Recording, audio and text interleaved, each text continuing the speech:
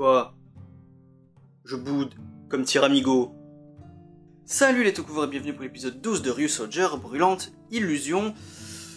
C'était moyen.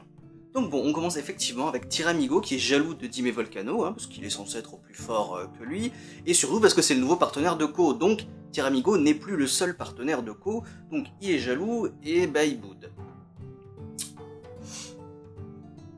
Melto se demande qui a brisé le sceau de Dime Volcano, parce que oui, comme on l'a vu dans l'épisode dernier, Dime Volcano était scellé, bien entendu, tous les Kishiryu sont scellés. Donc, qui a brisé le sceau? Est-ce qu'il y a un autre Ryusoger dans la nature, ou est-ce que c'est quelqu'un d'autre? On ne sait pas, mais on le saura à la fin de l'épisode. Pendant ce temps, Weisel est toujours intéressé, bien évidemment, par récupérer Dime Volcano pour sa pomme, et pour éliminer les Ryusogers avec sa puissance, évidemment. Et donc, il va continuer le plan de l'épisode dernier, c'est-à-dire utiliser le Minosaure qui a été créé pour justement faire du chantage à Dime Volcano pour le récupérer. Melto et compagnie trouvent l'humain qui a donné naissance au Minosaure, et il se trouve que c'est un aspirant pompier. Alors, je vais faire toute son histoire à lui d'un coup, parce que c'est un petit peu entrecoupé dans l'épisode. Donc, c'est un aspirant pompier qui rêve d'être réalisateur de films. Parce que le Minosaure n'arrête pas de dire « et ça tourne !» comme un réalisateur de cinéma, ou moteur, ça tourne, tu vois. Il le disait aussi l'épisode précédent, donc c'était déjà chelou. Bon, ça met la puce à l'oreille, évidemment. Mais là, tu te dis, c'est un pompier.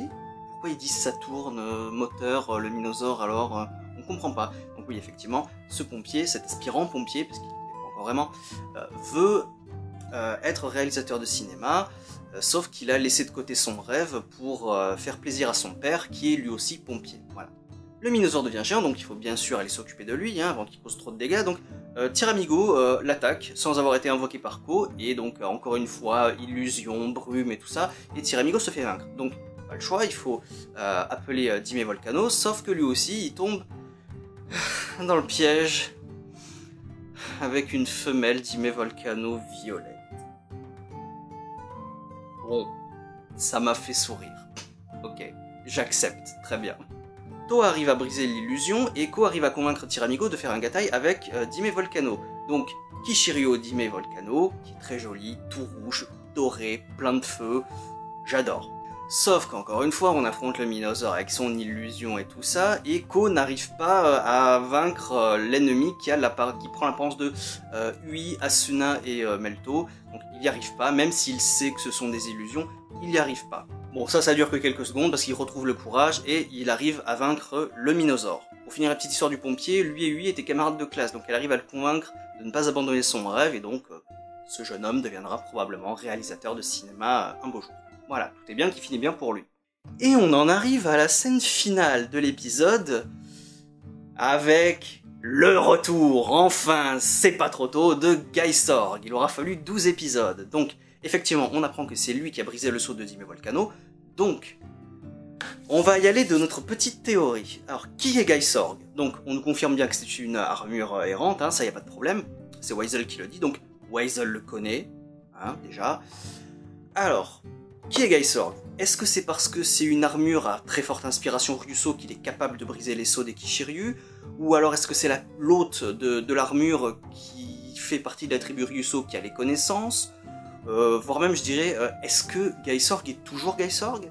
Est-ce que l'hôte a conscience d'être Gaisorg ou pas? Est-ce que l'armure peut se détacher et revenir quand il veut? Voilà, on a encore plein de questions sur lui, on comprend pas tout. Mais on sait qu'il peut briser les sceaux des Kishiryu. Donc, et surtout, il savait qu'il y avait un Kishiryu emprisonné à un endroit précis. Donc, il peut les retrouver et les réveiller. Donc, est-ce que c'est lui qui va réveiller les autres Kishiryu? Peut-être, c'est possible. Maintenant qu'on sait qu'il peut le faire avec un, il peut le faire avec les autres. Donc, voilà. On verra si c'est lui qui réveille les autres ou pas. Et qui sait, bordel, mais qui sait? Voilà. À la rigueur, qu'on ne révèle pas qui est son hôte, certes, mais comment il arrive à les libérer, à les trouver, tout ça, quoi, voilà. Donc, ça y est, il est là. Et on verra, j'espère, des révélations dans le prochain épisode. C'est possible, parce que, j'en parle, allez, ouais, petit teasing pour le prochain épisode. Alors, le Premier ministre du Japon, qui est une femme, c'est la première Premier ministre du Japon, femme, parce que oui, première ministre ça ne se dit pas, donc c'est la première premier ministre, femme, du Japon, qui fait partie de la tribu Ryuso, et apparemment elle serait immortelle, et elle voudrait mourir. Ça faisait longtemps qu'on n'avait pas parlé de mort encore une fois, putain. Donc voilà, on verra ce qui va se passer. Hein. Et Gaisorg pourrait l'aider à mourir, peut-être. Donc... Je sais pas. Donc là, très gros point d'interrogation, je sais pas. Donc pour en parler davantage, je préfère attendre de voir l'épisode. Donc voilà. Très intrigué de le voir, ce prochain épisode quand même.